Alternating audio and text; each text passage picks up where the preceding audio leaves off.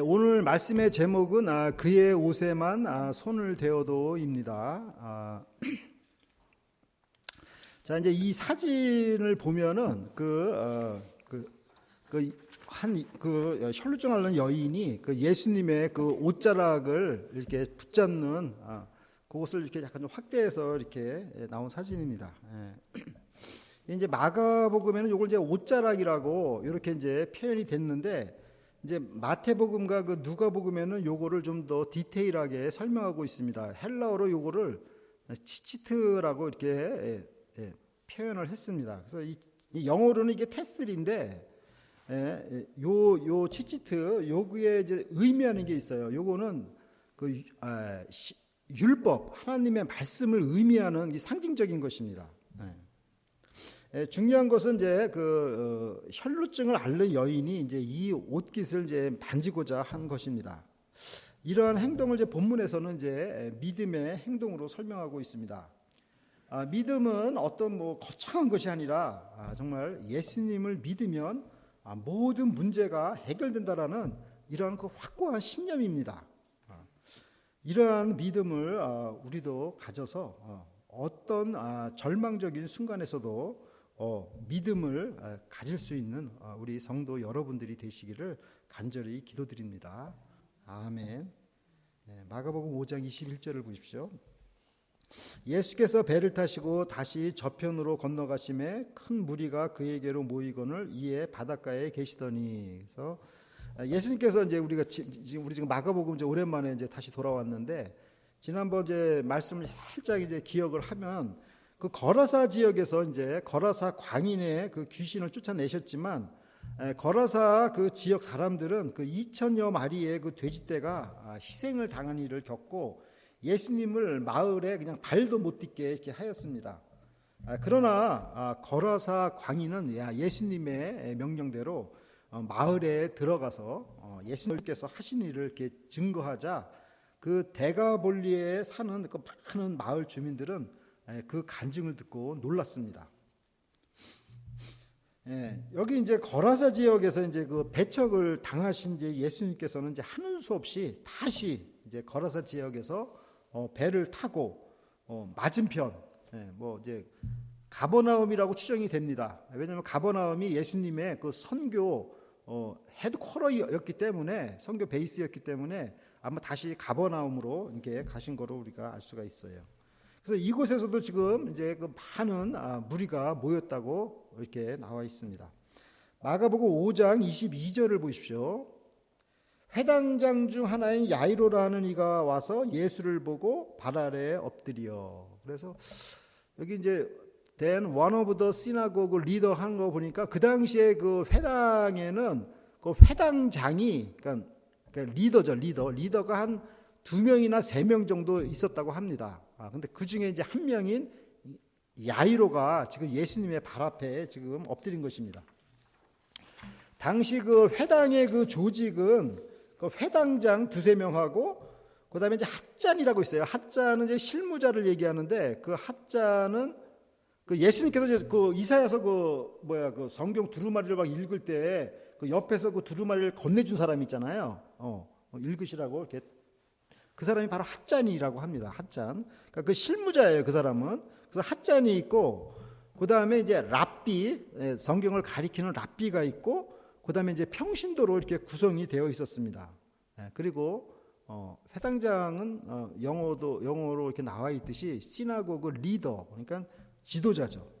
그러니까 야이로는 이제 최고의 이제 지도자라고 이렇게 알 수가 있죠. 그리고 회당장의 그 임무는 이제 그 건물을 이제 관리하고, 이런 이제 건물 같은 거 관리하고, 그 다음에 예배 순서를 이제 작성하는 교회의, 그러니까 회당의 그 장로였습니다. 장로. 그리고 법원에서 재판에도 이렇게 관여를 했습니다. 그 당시에 한 수십 명의 그 법원의 판사들이 있는데, 이 회당장이 거기서 또 재판까지 하는 그런 사회적 지위를 갖고 있습니다.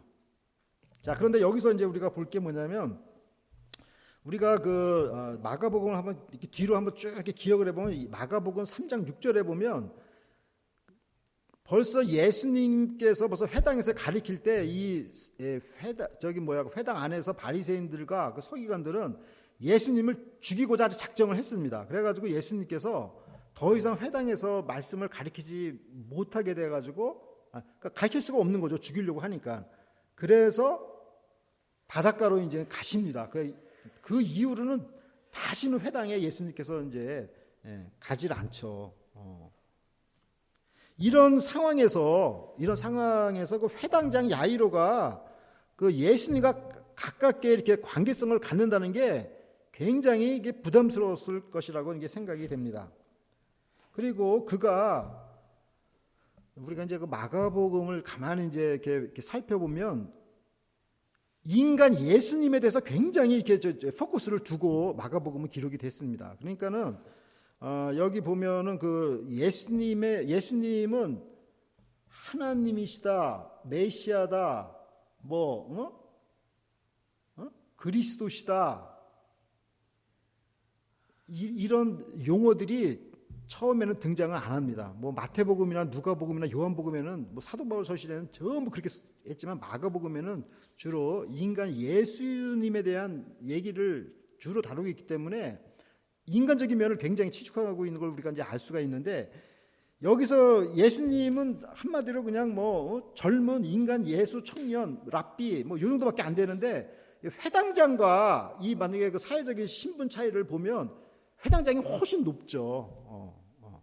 이제 그런 상황인데 이 회당장이 젊은 랍비 예수님한테 발 아래 엎드렸다는 것입니다. 그러니까 우리가 지금 이렇게 생각할 때 예수님은 하나님의 아들이니까 당연히 엎드려야지, 우리는 당연히 이렇게 생각할 수 있겠지만, 그 당시에는 예수님이 하나님의 아들이고 이런 생각을 이 사람들은 못한 거죠. 그죠? 젊은 청년 이 정도 생각해. 근데 이 젊은 랍비 예수님 발 앞에 엎드린 거예요, 지금 이 회당장이. 자, 그 회당장이 예수님께 엎드렸다는 그 소문이 만약에 그 회당 안에 소문이 퍼지면 어떻게 되겠어요? 여러 가지 문제가 많이 생길 것 같은데, 그래도 그가 예수님께 그 엎드린 까닭이 무엇일까요? 마가복음 5장 23절을 보십시오.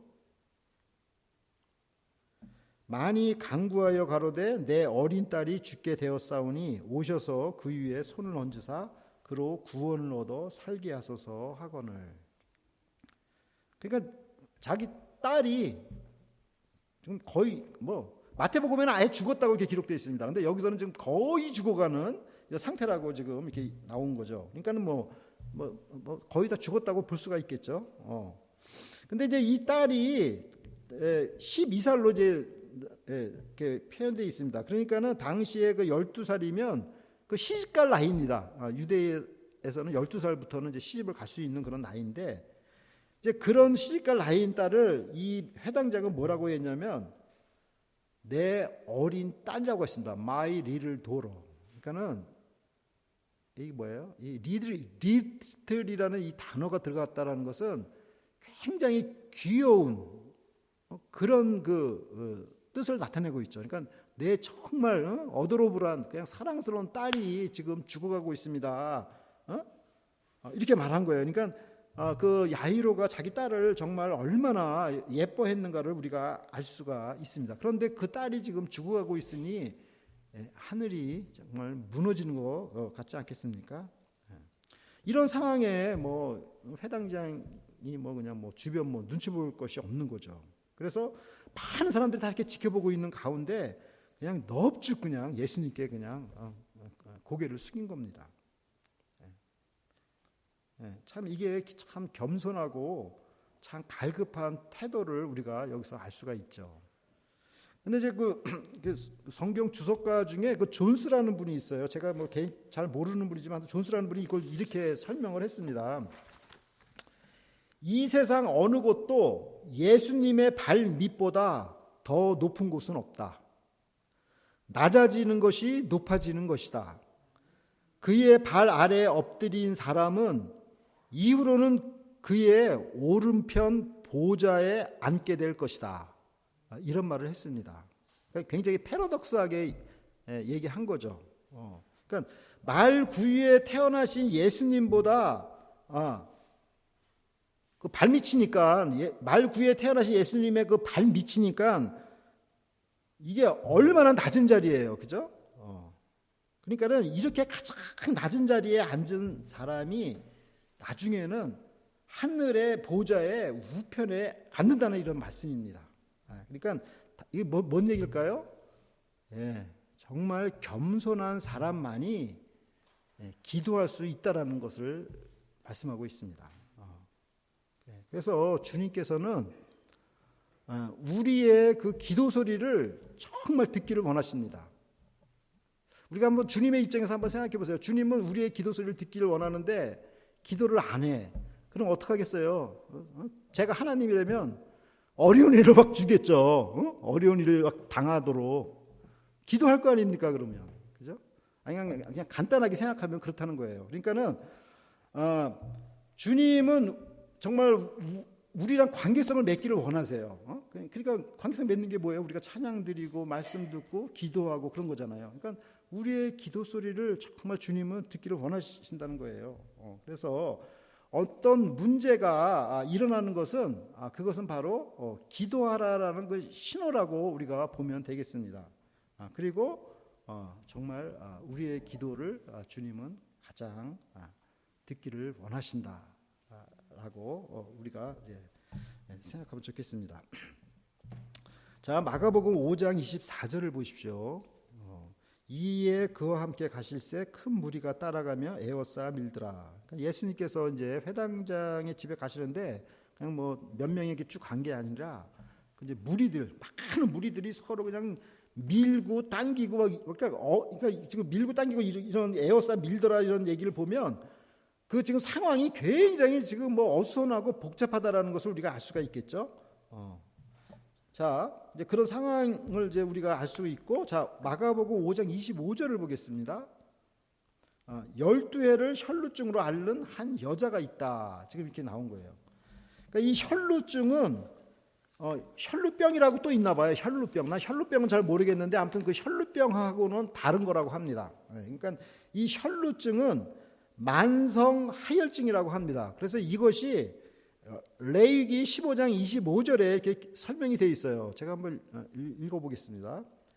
여인의 피의 유출이 그 불결기 외에 있어서 여러 날이 간다든지 그 유출이 불결기를 지나든지 하면 그 부정을 유출하는 날 동안은 무릇 그 불결한 때와 같이 부정한즉 이렇게 나왔어요.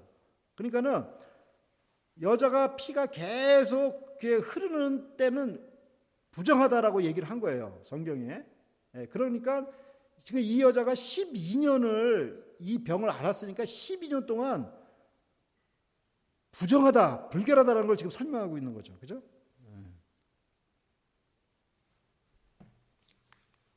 그러니까 그녀가 불결하고 부정하기 때문에 그녀가 만진 물건이나 모든 사람까지도 다 불결해지는 거예요.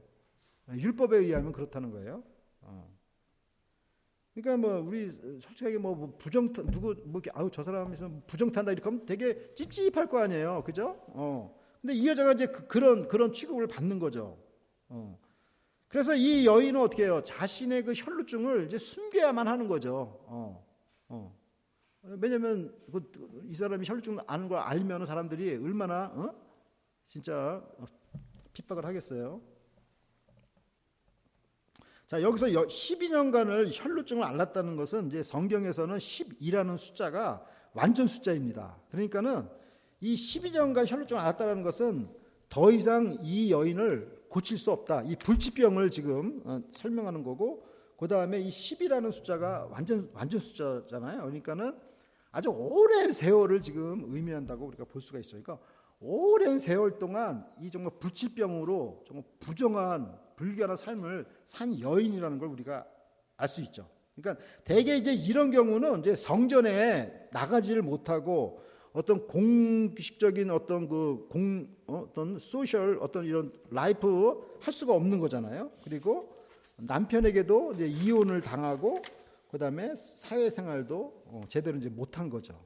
그러니까는 뭐 육신적으로나 정신적으로나 뭐 종교적으로나 사회적으로 그냥 완전히 이렇게 만신창이가 된 이런 상태였습니다. 마가복음 5장 26절을 보십시오.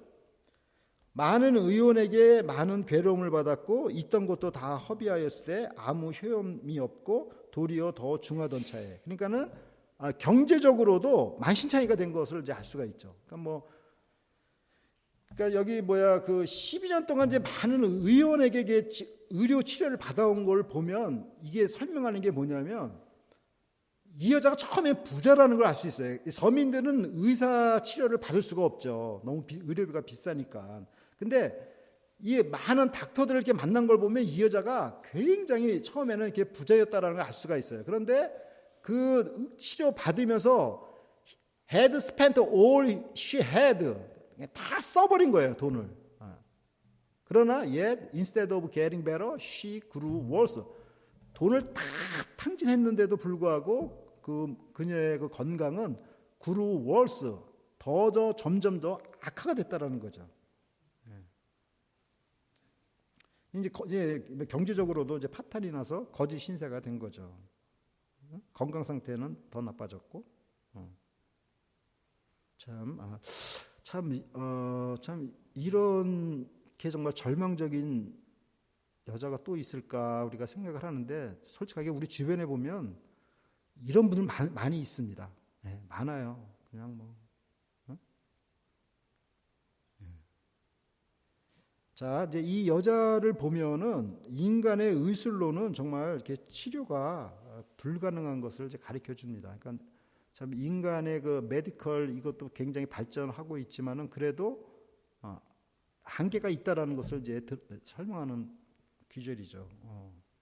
자, 그러면 그녀가 할 수 있는 일은 무엇이었을까요? 마가복음 5장 27절을 보겠습니다. 예수의 소문을 듣고 무리 가운데 섞여 뒤로 와서 그의 옷에 손을 대니. 그러니까 굿뉴스는 이 여인에게 그 예수의 소문이 들려온 것입니다. 그러니까 참 우리가 전도하는 게 참 중요하겠죠. 그것은 손마른 병자를 고치시고 풍랑을 잠잠케 하시고 거라사 광인의 귀신을 쫓아낸 소문 드릴 것입니다. 이 여인을 도울 수 있는 것은 이 한 가닥 소문입니다. 물에 빠진 사람이 지푸라기라도 잡는다는 말이 있듯이 이 여인은 예수님 뒤에 와서 예수님의 옷에 손을 대었습니다. 그것은 바로 예수님의 그 옷 끝자락의 그 테슬이었습니다. 이 테슬의 의미는 무엇일까요? 율법을 온전히 지키는 의로운 이스라엘의 남성의 표지입니다. 이것이 그 민수기 15장 38절과 39절에 설명이 되어 있습니다. 제가 읽겠습니다. 이스라엘 자손에게 명하여 그들의 대대로 그 옷단 귀에 술을 만들고 청색 끈을 그 귀에 술에 더하라. 이 술은 너희로 보고 여호와의 모든 계명을 기억하여 준행하고 너희로 방종케 하는 자기의 마음과 눈의 욕심을 좇지 않게 하기 위함이라. 그러니까 그 남성들한테 이 블루 코드를 옷에다가 달게 해서 난 참 이게 참 멋지다고 생각을 해요. 이스라엘 문화가 참 어떻게 이렇게 멋질까. 우리 한국에 보면 저도 이제 예비군 훈련을 받았지만 예비군 복만 입으면 이상하게 행동이 그냥 막 풀어져 가지고 그냥 아무 데서나 그냥 실내하고 막 이렇게 하는데 이스라엘 백성들은 남성들한테 이 블루 코드 이 테스를 옷 끝에다가 이렇게 딱 달게 한 거예요. 그래 가지고 그 블루 코드를 볼 때마다 remember all the commands of the Lord. 하나님의 그 말씀의 그 계명을 기억하도록. 우리 인간이 자꾸 이렇게 까먹는 존재니까 아차 하고 까먹잖아요. 근데 그거를 기억하도록 그 블루 코드를 달게 한 거예요. 그래서 you may obey them and not prostitute. 그러니까 포스티적으로 창녀 아닙니까? 저거 영어로. 그러니까 그 사창가 같은데 가려고 하다가도 자기 그 테스를 딱 보고 가서는 안 되겠다. 이렇게 방향을 바꾸겠죠. Yourselves by choosing after the lust. 그러니까 모든 사람이 남자고 다 lust 그냥 색욕 같은 게 있잖아요. 그 본능. 근데 그런 것으로부터 안목의 정욕 이런 것으로부터 자기 자신을 지키게 하기 위해서 저 블루코드를 이스라엘 남성들은 이렇게 달고 다녔던 거죠. 근데 참 이게 참 굉장히 아이러니합니다. 이 여자가 저 블루코드를 딱 잡는 순간 어떻게 됩니까? 잡는 순간 그 사람은 부정 타겠죠. 율법에 의하면. 왜냐하면 이 여자가 불결한 여자니까. 그러니까 예수님의 블루코드를 잡았으니까 예수님이 불결한 사람이 되겠죠. 그런데 반전이 일어나는 거죠. 이 여자가 이제 깨끗이 이제 몸이 치료를 받는 일이 이제 나옵니다. 그러니까 이런 걸 볼 때 예수님은 율법의 완성자라는 걸 우리가 알 수가 있죠. 율법 위에 있는 분이라는 걸 우리가 여기서 알 수가 있습니다. 자, 아무튼 이스라엘 남성은 옷단 귀에 술을 만들고 청색끈을 더했습니다. 이렇게 하는 이유는 여호와의 율법을 준행하는 그 단정한 삶을 살도록 하기 위함입니다. 마가복음 5장 28절을 보십시오. 이는 내가 그의 옷에만 손을 대어도 구원을 얻으리라 함일러라. 그 여인은 예수님의 옷에 손만 대어도 구원을 얻을 것이다 라고 she thought, 생각을 했다는 거예요. 근데 여기 헬라어로 이 thought라고 이게 어떤 식으로 쓰여졌냐면 미완료형으로 쓰여진 거예요. thought가 헬라어로는 미완료형. 그러니까 헬라어에서 그 미완료형으로 쓰여진 것은 계속을 나타내는 거예요. 그러니까 한 번 생각한 게 아니라 이걸 그냥 계속 머릿속에서 생각했다는 거예요. If I just touch his clothes, if I just touch clothes. 그냥 내가 손을 대면은 구원을 얻으리라. 내가 손을 대면 구원을 얻으리라. 내가 손을 대면 구원. 이것을 계속 마치 주문처럼, 그죠? 미신처럼 이게 막 주문처럼 외운 거예요. 그러니까 미신 같잖아요, 그죠? 그러나 이것은 그녀에게는 믿음이었습니다. 자, 우리가 이 여인을 우리가 한번 살펴보면 어느 누구도 정말 이런 상황에서 정말 예수님께로 나가는 건 사실 굉장히 불가능했을 거라는 생각이 듭니다. 왜냐하면 자, 상식적으로 봐도 율법적으로 그가 접촉하면 다 그냥 그 부정해지는 그런 율법이 있기 때문에 그거 어떻게 나가겠어요, 그죠? 어떻게 만지겠어요? 그리고 실제적으로 그 12년 동안 모든 재산을 탕진한 그런 여자, 뭐 사회적으로 다 망가진 여자가 뭔 희망이 남아 있겠습니까? 그죠? 그냥 아마도 인생 한탄하고 정말 우울증에 정말 이렇게 빠졌을 것이라 이렇게 생각이 듭니다. 이 정도 상황이면. 그런데 정말 여기서 놀라운 것은 그녀가 여기서 이게 굴복하지 않았다는 것입니다. 그냥 손을 대면 구원을 얻으리라. 이거를 그냥 계속 그냥 마음속에서 계속 외운 거예요. 이것이 믿음 아니겠습니까? 네. 그러므로 우리에게는 아직 희망이 있는 것입니다. 마가복음 5장 29절을 보십시오. 이에 그의 혈루 근원이 곧 마름에 병이 나은 줄을 몸에 깨달으니라. 그러니까 그 여인이 예수님의 옷에 손을 대자 그냥 뭐 즉시 immediately 혈루 근원이 말랐습니다. 그녀의 병이 그냥 즉시 나버린 것입니다.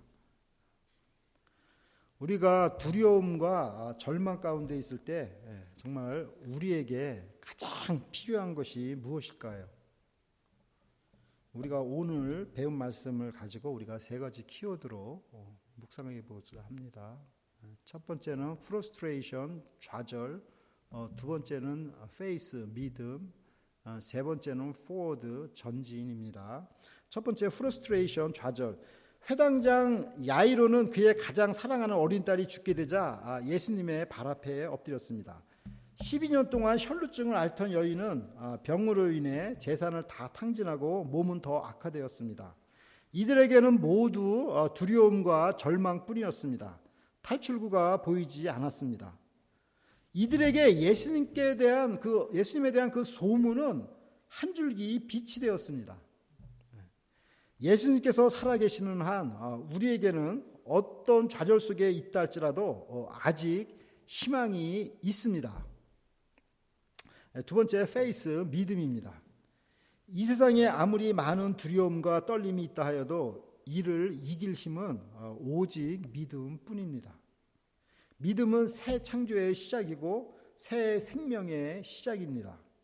예수님은 바로 이 믿음의 창시자라고 우리 히브리서에 기록되어 있습니다. 우리는 지금 어디쯤에 서 있습니까? 믿음 쪽입니까? 아니면 좌절 쪽에 있습니까? 이 세상은 어디를 보아도 좌절의 연속이고 내 뜻대로 되지 않습니다. 가까운 지인들이 병이 들고 자녀, 조카 문제로 고생을 합니다. 12년 동안 혈루증을 앓던 여인처럼 절망적으로 살아갑니다. 믿음은 누가 해주기만을 기다리는 것이 아니라 회당장 야이로와 같이 혈루증 앓는 여인과 같이 예수님께로 나아가야 합니다. 손을 내밀어야 합니다. 가만히 앉아 있으면 해결되는 것이 아닙니다. 주님께서는 말씀하십니다. 내게 오는 자는 내가 결코 내어 쫓지 아니하리라 말씀하십니다. 우리가 손을 뻗쳐서 주님께 대한 열망을 보여야 합니다. 우리의 기도 제목이 얼마나 많습니까? 한숨만 쉬고 있을 것이 아니라 믿음으로 예수님의 발 앞에 엎드려야 합니다. 세 번째, 포워드, 전진입니다. 두려움과 떨림과 좌절과 절망은 늘 우리 주변에 있습니다. 그러므로 중요한 것은 믿음으로 이것을 뚫고 앞으로 나아가는 것입니다. 믿음이 첫 단추입니다. 무엇보다도 믿음을 갖는 것이 중요합니다. 믿음으로 나아가면 주님의 능력이 나타납니다. 혈루증을 앓던 여인은 그녀의 믿음으로 치유가 된 것입니다. 우리가 가진 믿음이라고 해서 다 치유가 일어나는 게 아니라 그게 예수님과 딱 접촉이 일어났을 때 그 능력이 전달이 되는 것입니다. 딸이 죽거나 12년 동안의 혈루증이 문제가 아니라 믿음이 있냐 없냐가 중요한 것입니다. 믿음이 있으면 그 문제가 해결받고 새로운 세상으로 한 걸음 나아갈 수 있습니다. 사랑하는 라크로스 새소망교회 성도 여러분, 오늘은 회당장 야이로의 절박한 심정과 12년간 혈루증 앓는 여인의 과감한 믿음을 묵상했습니다. 이 두 사람의 사정은 누가 보더라도 해결 불가능하고 좌절에 빠질 수밖에 없는 상황입니다. 우리가 만일 이 사람들의 입장이었다면 우리는 어떤 행동을 하였을까요? 혹시 절망의 한숨만 내쉬고 있지는 않았을까요? 그러나 이들은 이런 상황에서 그 체면을 버리고 예수님 발 앞에 엎드렸습니다. 예수님의 옷 끝자락 실끈이라도 붙잡았습니다. 그러나 주님은 이들을 실망시키지 않으셨습니다. 혈루증 앓는 여인이 옷자락을 붙잡는 순간 마치 전기가 통하듯 병의 근원이 말라버렸습니다. 주님은 우리에게 이 말씀을 통해서 어떤 메시지를 전하십니까? 이들과 같이 어떤 상황 속에서도 믿음을 가지라고 말씀하십니다. 그의 옷에만 손을 대어도 낫는다는 믿음을 가지라고 하십니다. 믿음 외에는 다른 구원의 방도가 없습니다. 사랑하는 성도 여러분, 많은 기도 제목 있으십니까? 새해에는 그 기도 제목을 가지고 예수님의 발 앞에 엎드시기를 바랍니다. 주님은 이 모든 불가능한 문제들을 반드시 해결해 주실 줄 믿습니다. 새해에는 주님을 꼭 붙잡아서 모든 문제가 해결받고 주님 안에서 정말 새로운 인생, 창조하는 인생을 사시는 우리 성도 여러분들이 되시기를 간절히 기도드립니다. 다 함께 기도드리겠습니다. 하나님 아버지, 새해를 맞이하여서 회당장 야이로의 엎드리는 믿음, 혈루증 앓던 여인의 예수님을 붙잡고자 하는 그 불굴의 믿음을 배우게 하시니 감사를 드립니다. 저희 앞에 어떤 불가능한 기도 제목이 있습니까? 이 시간 주님 앞에 해당장 야이로와 같이 엎드리게 하여 주시옵소서. 그리고 혈루증 앓는 여인과 같이 굳센 믿음을 주셔서 문제가 즉시 해결함 받게 하여 주시고 새해에는 창조적이고 생명이 넘치는 활기찬 인생을 살게 하여 주시옵소서. 감사드리며 예수 그리스도의 이름으로 기도드립니다. 아멘.